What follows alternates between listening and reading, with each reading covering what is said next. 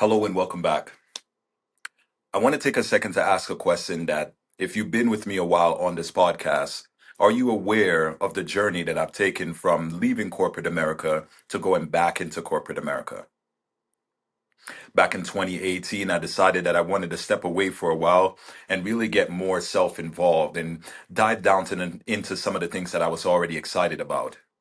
Fast forward 3 years in, I developed One Dark Universe. I wrote a book, 100 Ways to Be Cosmic, and I really got a chance to connect and grow with that community. People of mindfulness, people of meditation, people of self help, people of healing, people who are living their lives out loud on purpose. I stepped back into corporate America because while I was on that path, I didn't have a game plan, a system that would help me stay there.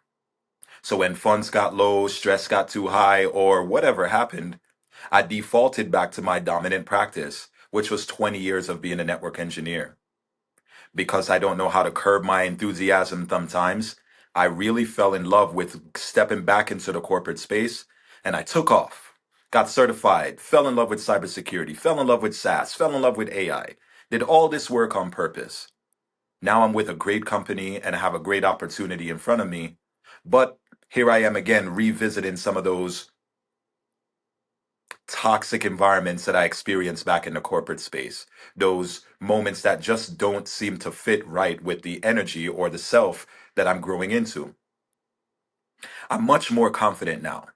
I have more resources and I've practiced more of a habit of healing. I'll call it self actualization, inner space archaeologist, but more practicing on that healing that now that I find myself yet again back into that toxic space of the corporate environment, it's easy to decide. It's easy to choose.